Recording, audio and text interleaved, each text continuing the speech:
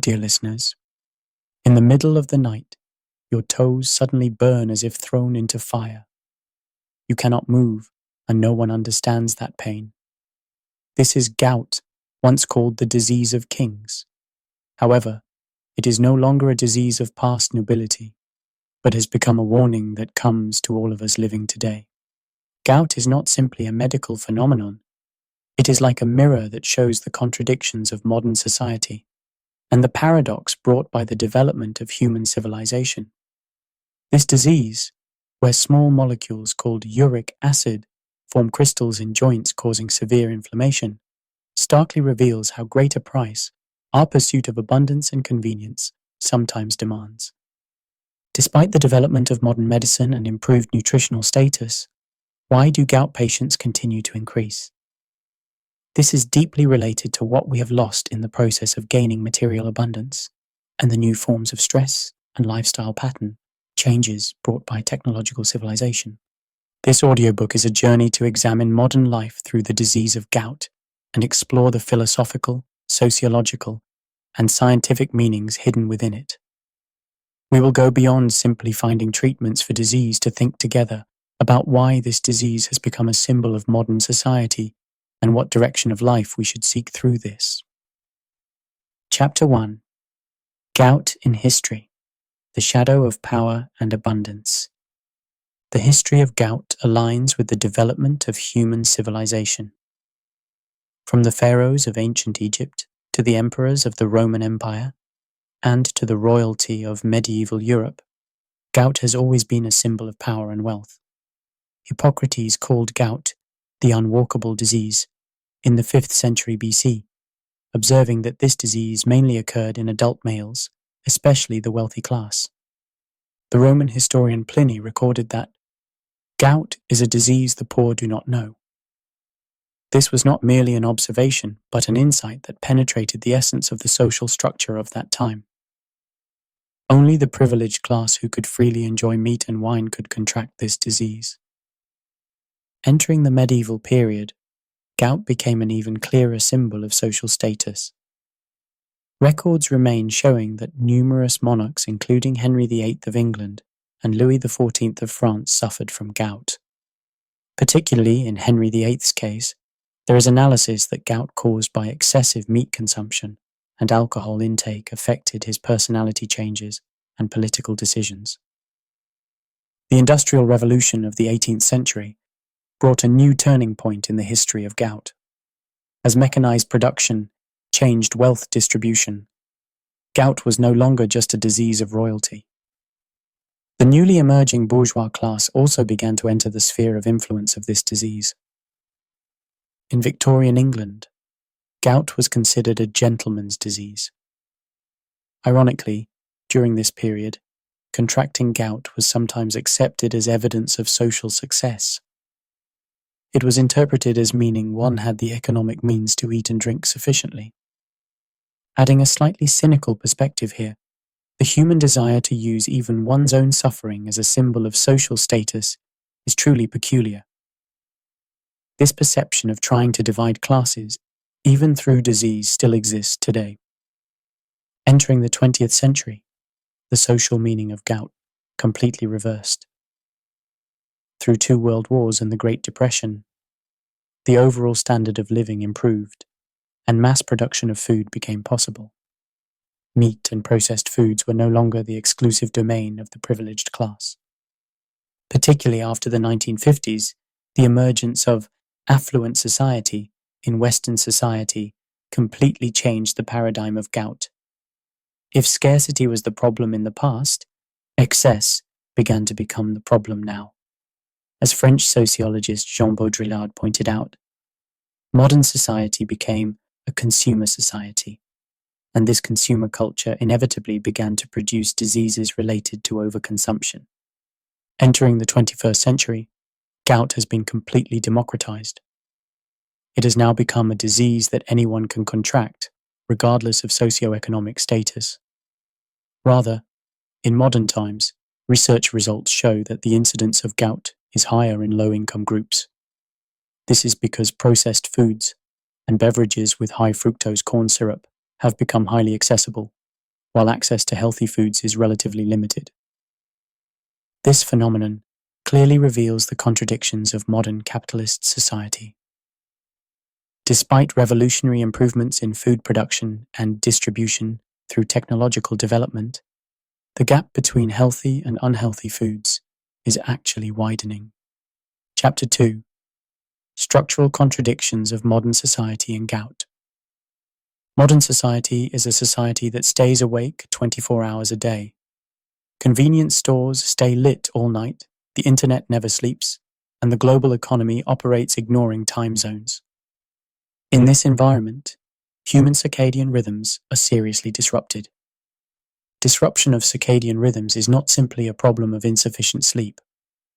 Our body's entire metabolic system falls into chaos. Melatonin secretion is suppressed, cortisol secretion patterns collapse, and insulin resistance increases.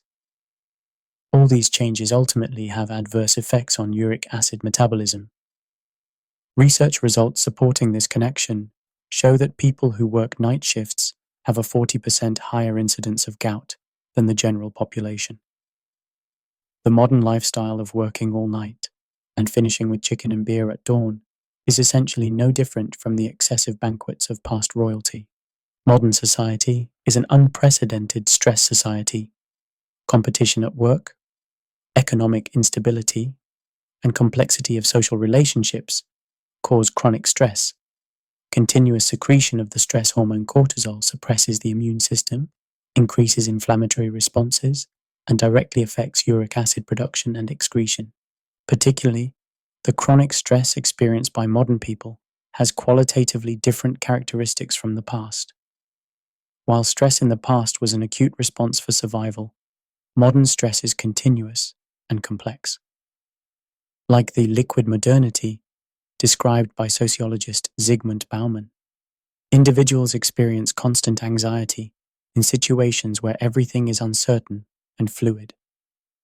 The core of modern consumer culture is instant gratification. With one delivery app, any food arrives at your doorstep within 30 minutes, and through online shopping, you can receive desired items the next day. This convenience has drastically reduced the time gap between our desires and their fulfillment. The problem is the impact this instant gratification culture has on our brain structure and hormonal system. Due to dopamine receptor desensitization, we seek stronger stimuli, leading to overeating, excessive drinking, and cravings for more stimulating foods. Beverages with high fructose corn syrup, highly processed meats, and snacks laden with artificial sweeteners are all products of this instant gratification culture. They cause powerful dopamine responses, but simultaneously place extreme burden on the metabolic system. Modern people make an average of 35,000 decisions per day. From what to wear in the morning, to choosing lunch menus, to which posts to like on social media, we constantly face moments of choice. This decision fatigue depletes our cognitive resources and ultimately makes us dependent on easy and convenient choices. Ordering delivery food becomes easier than planning and cooking healthy meals, and lying on the sofa watching Netflix becomes easier than exercising at home. According to psychologist Barry Schwartz's paradox of choice theory, too many options actually reduce satisfaction and increase stress. Facing hundreds of food delivery options, we paradoxically make less healthy choices. Another characteristic of modern society is the deepening of individualism and the dissolution of traditional communities. Nuclear family fragmentation, urbanization, and the recent pandemic have all contributed to people living in increasingly isolated environments. Social isolation is directly related to increased stress hormones, decreased immune function, and increased unhealthy lifestyle habits. Meals eaten alone are generally less healthy, and the absence of social support systems makes stress management difficult. Interestingly, a significant number of gout patients have weak social support systems. People with strong bonds with family and friends tend to have high motivation for health management and effectively manage stress. Chapter 3: Uric acid biochemistry. Modern human dilemma at the molecular level. Uric acid is an evolutionary dual legacy for humans. Most mammals can break down uric acid with uricase, but humans and some primates lost this enzyme during evolution. Interestingly, this mutation had survival advantages. Uric acid acts as a powerful antioxidant and helps maintain blood pressure at certain levels. It also has neuroprotective effects, presumably contributing to brain function improvement. Research results actually show that people with slightly elevated uric acid levels show higher intelligence quotients.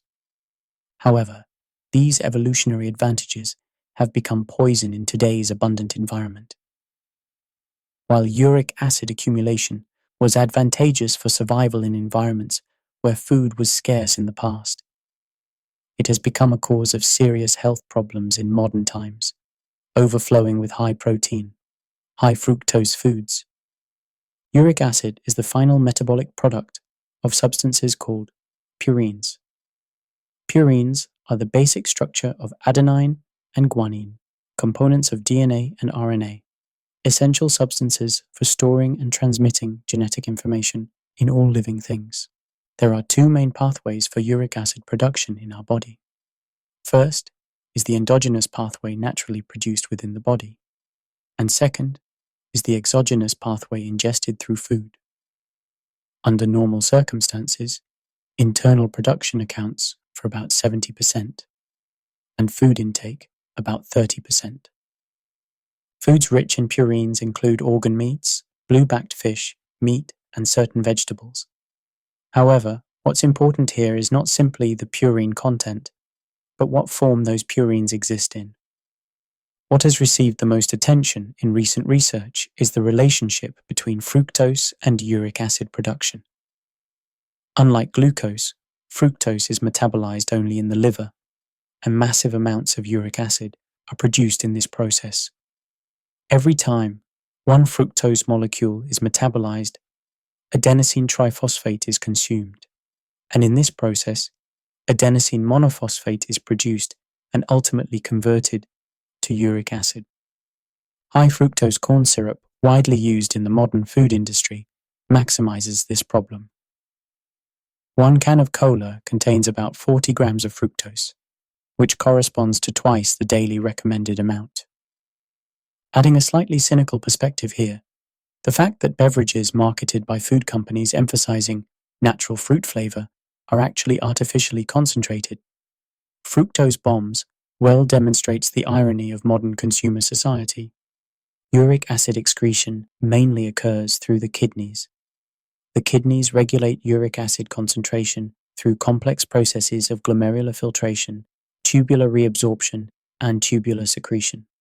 Normal adults excrete about 400 to 600 milligrams of uric acid in urine per day. However, modern lifestyles place significant burden on this excretion mechanism. Dehydration, excessive alcohol consumption, and certain drug use all interfere with uric acid excretion. Alcohol, particularly, has dual adverse effects, increasing uric acid production during metabolism while simultaneously suppressing excretion in the kidneys. The process by which uric acid deposits in joints causing gout attacks is a complex immunological reaction. When sodium urate crystals form within joints, immune cells recognize them as foreign substances and become activated. Neutrophils and macrophages play important roles. These cells attempt to remove uric acid crystals, but the sharp shape of the crystals actually damages cell membranes and causes contents to leak out. In this process, the inflammatory cytokine interleukin is released in large quantities, causing severe inflammatory reactions. This inflammatory response is not limited to joints alone. Chronic hyperuricemia also causes inflammation in blood vessel walls, increasing the risk of cardiovascular diseases, and damages the kidneys, sometimes becoming a cause of chronic kidney failure. Genetic factors play an important role in gout development. Genetic mutations in uric acid transporter proteins such as URAT1 and GLUT9 directly affect uric acid excretion ability. Research results support this, showing that the risk of gout development increases 2 to 3 times when there is family history. However, genetic predisposition alone does not cause gout. The disease manifests when environmental factors, diet, lifestyle, stress, etc., interact with genetic vulnerability. This is a very interesting phenomenon from an epigenetic perspective. Chapter 4: Stress and Mental Health, the Invisible Trigger of Gout. The stress hormone cortisol directly affects gout development. Cortisol changes intracellular signaling processes through glucocorticoid receptors, which has complex effects on purine metabolism and uric acid production. First, cortisol promotes gluconeogenesis in the liver. In this process, ATP is consumed in large quantities, resulting in increased production of AMP and uric acid. Second, cortisol suppresses uric acid excretion in the kidneys. As part of the physiological response to conserve sodium and water in stressful situations, uric acid reabsorption also increases. Third, chronic cortisol secretion increases insulin resistance. Insulin resistance not only increases the risk of diabetes, but also adversely affects uric acid excretion, since insulin promotes uric acid reabsorption in the kidneys. Hyperinsulinemia, due to insulin resistance, leads to hyperuricemia. Modern sleep patterns are the most irregular in human history. Due to the development of artificial lighting, 24-hour connected digital environments, and increased shift work, natural circadian rhythms are being seriously disrupted.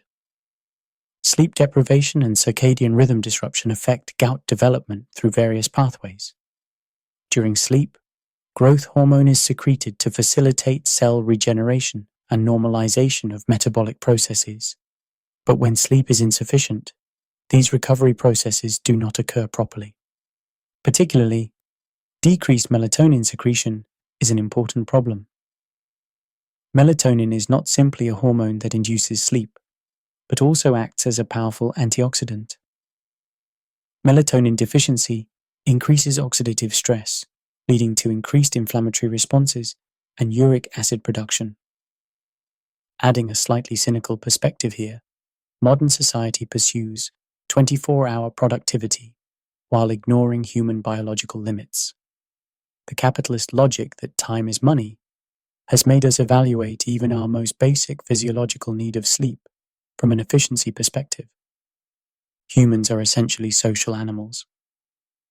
Social bonds and sense of belonging not only provide psychological satisfaction, but also directly affect physiological health. According to Harvard University's 75-year Harvard Study of Adult Development, good human relationships are the most important predictor of health and happiness. Social isolation increases chronic inflammation and promotes stress hormone secretion. Blood of people who feel lonely shows high levels of inflammatory cytokines, increasing the risk of various inflammatory diseases including gout. Conversely, people with strong social support systems secrete less cortisol, even in stressful situations, and recover faster. Deep bonds with family and friends act as natural stress relievers. Modern society's individualistic culture and nuclearization of families are weakening these natural support systems. Particularly, urbanization has led to the dissolution of local communities, and superficial relationships due to social media have made it difficult to experience genuine social support. In the tradition of Western medicine, there has been a tendency to think of mind and body as separate. However, recent studies show that mental health and physical health are closely connected. Particularly, developments in the field of psychoneuroimmunology are scientifically elucidating how mind and body interact. The fact that patients with depression or anxiety disorders have higher incidence rates of inflammatory diseases well demonstrates this connection. Among gout patients, those who also have depression or anxiety disorders appear 2 to 3 times higher than the general population. This is not simply due to psychological stress from chronic disease. Inflammatory cytokines directly affect neurotransmitter metabolism in the brain. Particularly, imbalances in neurotransmitters like serotonin and dopamine cause depression and loss of motivation, creating a vicious cycle that again reduces motivation for health management. Chapter 5. Philosophy of Prevention and Management. Health as a Way of Life. Modern medicine has long remained in a treatment-centered paradigm. It focused on treating diseases after they occurred. However, the increase in lifestyle diseases like gout is highlighting the importance of preventive medicine. From a preventive medicine perspective, gout is a sufficiently preventable disease. Even with genetic predisposition, onset can be delayed or prevented through appropriate lifestyle management. However, prevention should not rely solely on individual willpower. A comprehensive approach considering social and environmental factors together is needed. According to the World Health Organization's health determinants model, medical services account for only 10 to 15% of factors affecting individual health. The remaining 85 to 90% are occupied by living environment, socioeconomic conditions, education level, genetic factors, etc. This applies to gout prevention as well. Simply giving guidelines to avoid foods high in purines and quit drinking is not sufficient. We must consider together why modern people choose such foods, what social pressures encourage excessive drinking, and what structural factors make healthy choices difficult. Gout management is not sufficient with simply lowering uric acid levels. Gout is part of metabolic syndrome, closely related to hypertension, diabetes, dyslipidemia, obesity, etc. Therefore, it's important to improve overall metabolic health from an integrated perspective. This integrated approach combines knowledge from multiple academic disciplines. Nutrition suggests optimal diets, exercise physiology recommends appropriate physical activity, and psychology provides stress management methods. Also, from a sociological perspective, the importance of social environments supporting healthy living is emphasized. With the development of genetics and biotechnology, the era of personalized medicine is opening. This involves providing customized treatment and prevention strategies by comprehensively analyzing individual genetic information, metabolic profiles, gut microbiome composition, etc. In the case of gout, individual differences are very large. Even when consuming the same amount of purines, some people's uric acid levels rise sharply, while others show no significant changes. This is because genetic mutations in uric acid transporter proteins like URAT1 and GLUT9, gut microbiome composition, and liver enzyme activity differ among individuals. In the future, it will be possible to assess individual gout risk through simple genetic testing and provide customized dietary and lifestyle guidelines accordingly.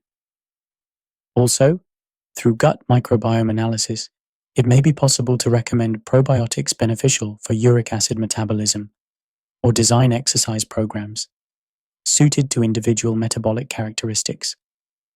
The increase in gout is closely related not only to personal factors, but also to environmental factors. The effects of air pollution, water pollution, and soil pollution on human metabolic processes are becoming increasingly clear. Particularly, heavy metal exposure can adversely affect kidney function and interfere with uric acid excretion. Heavy metals like lead, cadmium, and mercury damage kidney tubular function, leading to hyperuricemia.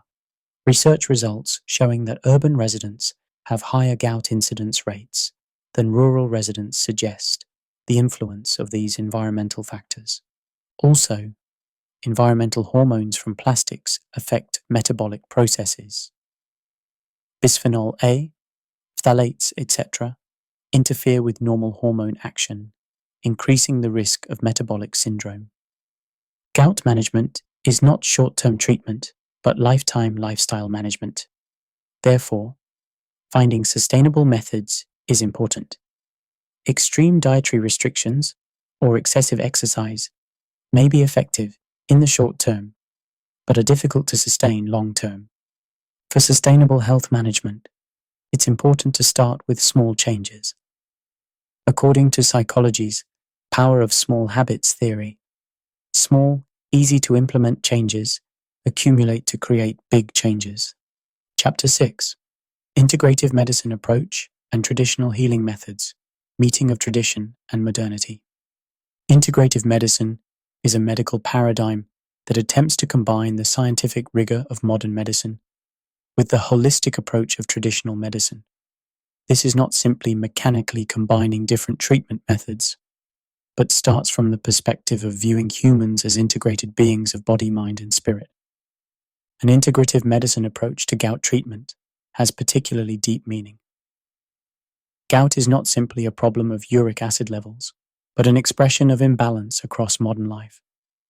Since it's a disease where stress, nutritional imbalance, lack of exercise, sleep disorders, mental tension, etc., work together in complex ways, a multifaceted and comprehensive approach is needed.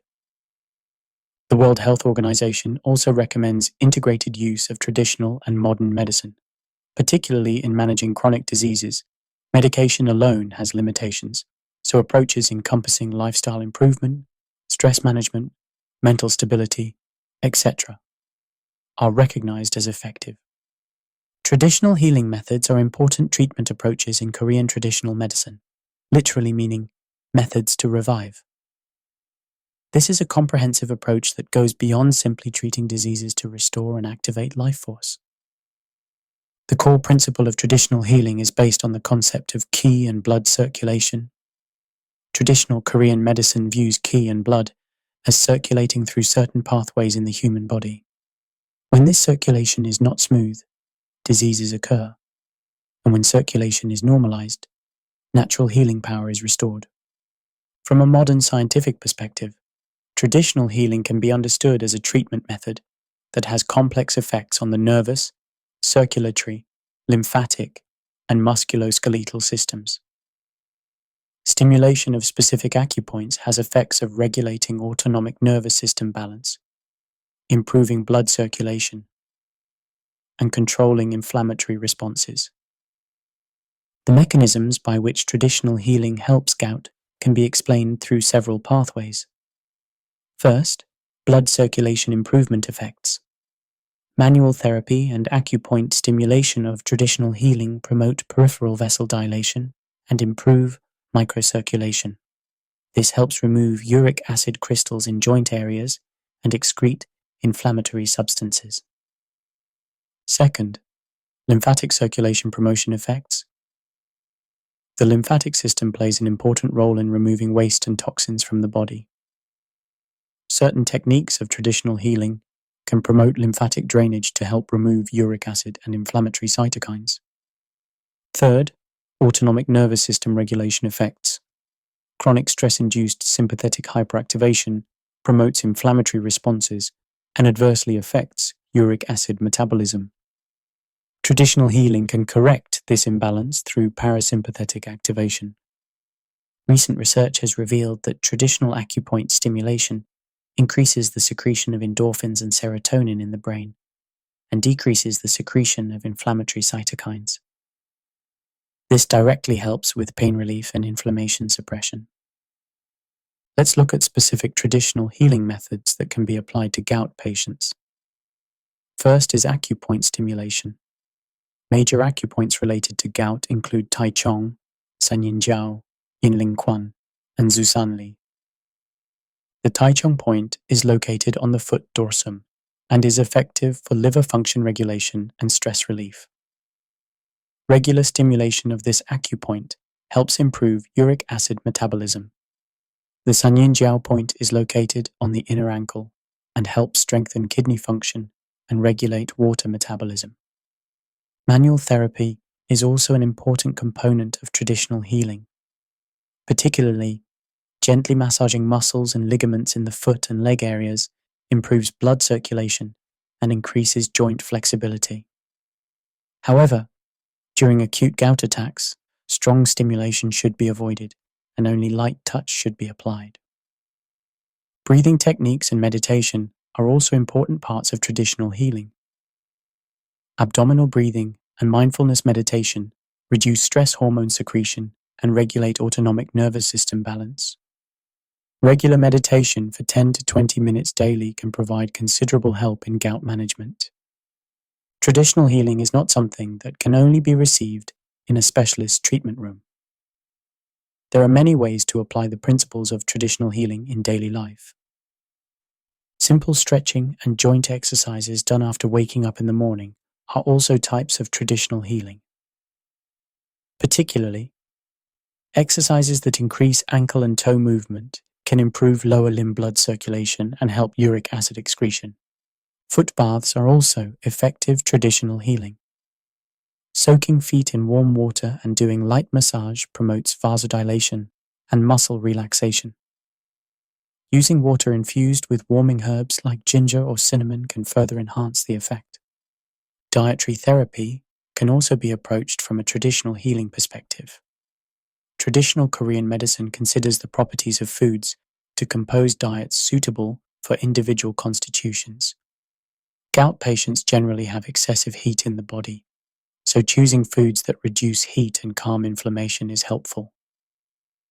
The important point is that traditional healing does not replace modern medical treatment, but complements it.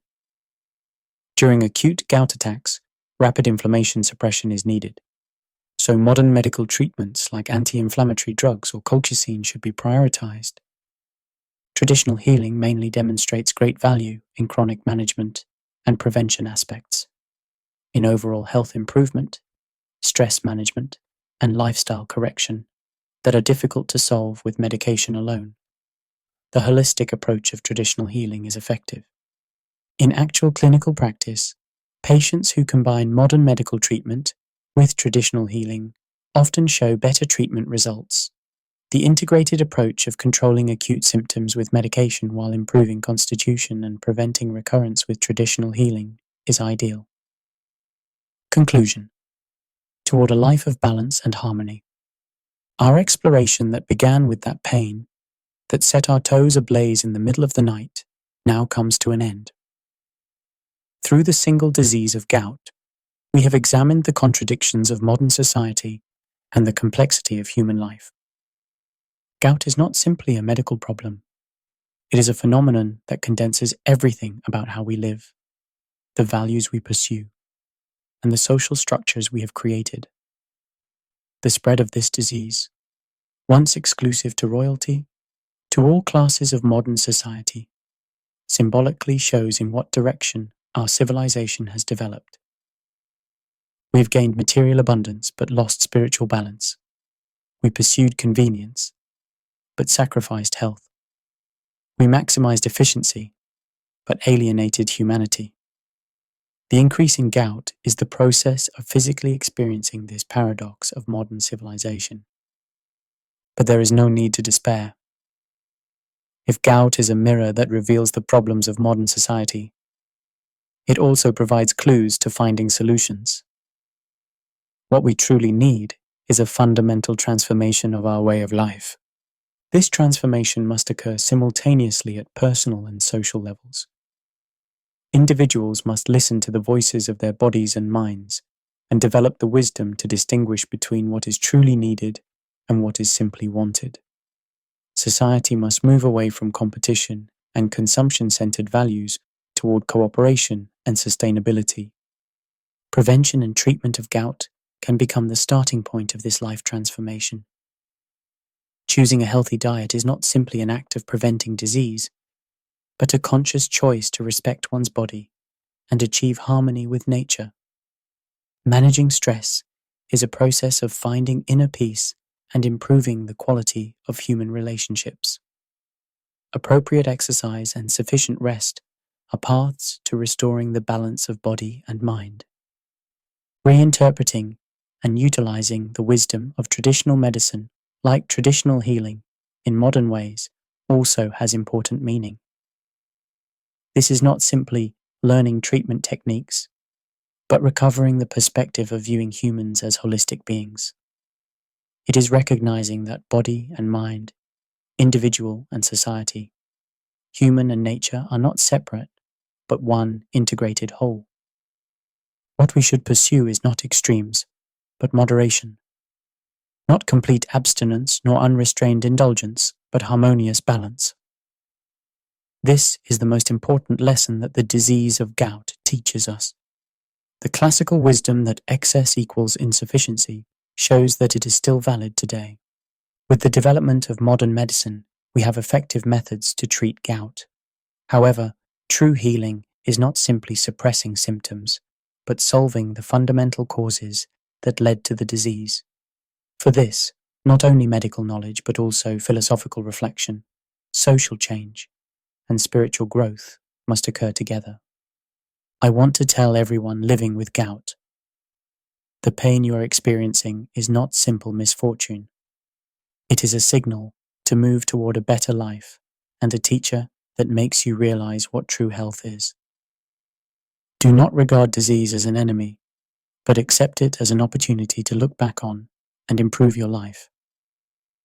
The lessons of gout are also meaningful for healthy people.